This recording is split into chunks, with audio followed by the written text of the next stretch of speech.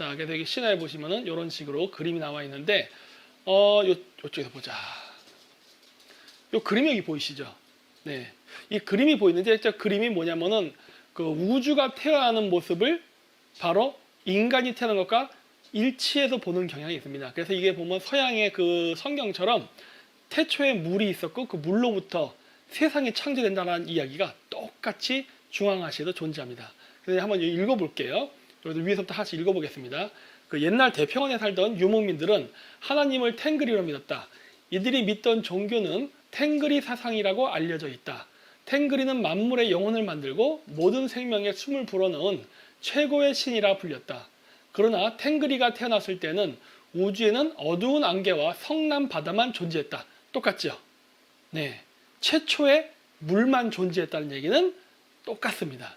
이 고대 탱그리 사상이 제가 봤을 때는 기독교에 지대한 영향을 끼쳤어요. 왜냐면 기독교에 나오는 웬만한 교리가요, 거의 중앙아시아 샤머니즘에서 다 나갔을 거라고 좀 봅니다. 왜냐? 너무나 똑같은 게 많아요. 그건 앞으로 차차 알게 될 건데, 그 창세기 쪽도 거의 대동소이하다는 겁니다. 그래서 우리의 조상인 고대 투르크인의 전설에 의하면 이 세상은 바다로부터 창조되었다. 이렇게 하늘도 땅도 없는 무한한 바다만 펼쳐져 있었다. 그러던 어느 날 밝은 빛이 빛을 흩뿌리며 생기더니 황금알이 생겨났다. 우리나라의 난생설화와 비슷한 얘기가 나오기 시작합니다. 그 알 속에서 모든 세상의 미래인 탱그리가 태어났다. 탱그리는 아주 천천히 생겨났는데 수백만 년 동안 잠들어 있었다.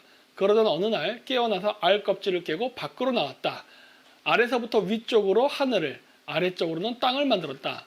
푸른 땅, 하늘, 땅이 아직까지 구별이 안 되어 있었기 때문에 구분을 짓기 위해 탱그리는 쇠로 만든 지팡이를 박아 하늘과 땅을 구분지었다. 하늘 지팡이, 금성, 요새 이제 핵심이 바로 여기 나오는 이 내용입니다. 여기.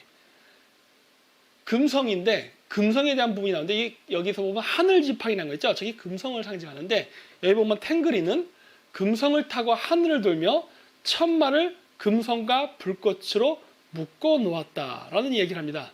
이 부분이 중요한데, 이거는 그 몽골의 그리고 부리아트 지역에 나오는 상징인 소연보를 상징합니다. 그래서 이 소연보의 상징을 그 상징적으로 문장으로 표현하면 저렇게 나와요. 그래서 그 금성을 중요시 여기는데 왜 그러냐면은 청송 강림 사상에서 굉장히 중요한 핵심이 바로 금성입니다. 왜 그러냐면 금성은 바로 하늘의 그 양성의 신인 태양과 음성의 신인 달, 즉 남자와 여자 신이 하늘에서 일식 이클립스를 하게 되면은 그거를 섹스를 한다고 믿었어요. 그렇게 해서 이제 그 일식이 끝나고 나면은 통상적으로 우리가 태양을 양으로 보잖아요. 근데 그 고대 신화에서는요, 태양이 여성으로 묘사됩니다. 태양을 여신으로 묘사한 경우가 많아요. 그리고 달을 남자의 신으로 묘사한 경우가 많습니다. 그래서 일식이 끝나고 나서 달은 이렇게 떠나죠. 그러면은 원래 우리가 그 태양을 중심으로 모든 행성이 공전을 하잖아요. 그러다 보니까 지구에서 관측을 할 때는요, 그렇게 일식, 즉 섹스를 하고 달이 멀리 떠나가면은 태양 주변에 금성이 도는 게 보입니다. 그래서 고대인들은 그 금성을 하늘의 아버지와 어머니가 서로 사랑을 나누어서 태어난 아들이라고 믿었어요. 그랬기 때문에 지상의 지도자들은 천자, 하늘로부터 내려온 천송강림 사상으로 태어난 그 지도자들을 천자라고 해서 금성을 상징한다는 얘기를 많이 해요. 예. 저는 개인적으로 이런 것들이 그 고대 청동기 문화와도 관련이 있지 않나 싶습니다. 왜냐하면 연금술에 의하면 태양은 금, 달은 은, 그리고 금성이 동입니다.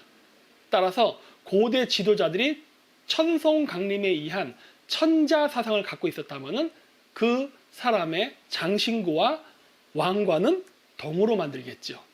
근데 실질적으로 석기 시대 이후에 청동기 문화가 시작이 됩니다. 여러분 그거 아시죠? 청동기가 철기보다 더 어렵다는 거. 왜냐면 청동은 합금입니다. 예, 순수한 구리로만 만드는 게 아니에요. 그 청동기 그 칼이라든가 각종 장신구들이. 그렇기 때문에 합금 기술이 먼저 존재했었고 그 다음에 순수 철로 제철 기술이 나온다? 좀 그렇죠. 순서적으로 봤을 때 그냥 단순한 금속을 가지고 어떤 재련 기술을 통해서 물건을 만드는 게 처음 나오고 그 다음에 기술이 업그레이드가 돼서 다른 금속하고 섞어서 만드는 게 그 다음 기술이겠죠. 근데 보면은 그 고대 문화를 보면 청동기가 먼저 나오는데 청동기가 원래 더 어려운 기술이에요. 이런 것들을 봤을 때 이런 천손 광림 사상과 그 청동기 문화가 관련이 있지 않나 싶습니다. 실질적으로 고구려의 첫 번째 건국의 왕이었던 사람은 고주몽입니다. 주몽이라는 이름은 우리나라 역사서에 보면 주몽 혹은 추모라는 식으로도 표현되어 있어요. 아니면 동명왕이라고도 하는데 이 이름의 근거가 어딜까를 제가 연구해 봤더니 아마 몽골어와 관련이 있다라고 생각이 드는데 그게 오늘날 몽골 사람들이 부르는 이름인 철먼에서 왔을 것이다 해요. 그러니까 철먼이라는 이름과 고대 고구려 왕의 주몽의 이름은 어원이 같을 것이라고 봅니다.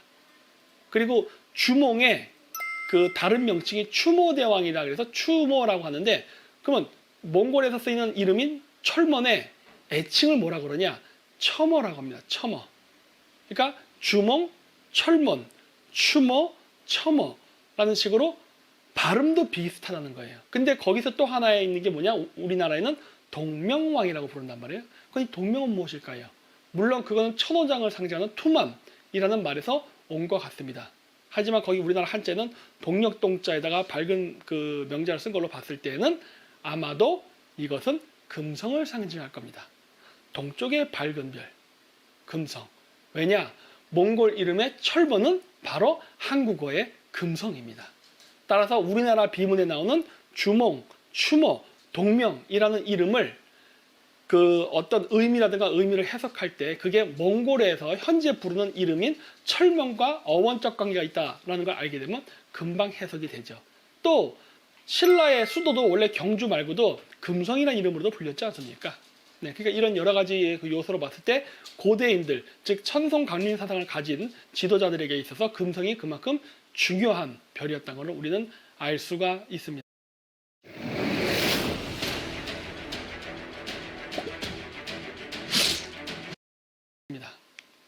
자, 그리고 요거는 그 삼신할매에 대한 이야기인데 동영상은 보면 저작권이 걸리니까 요거까지만 보여드릴게요.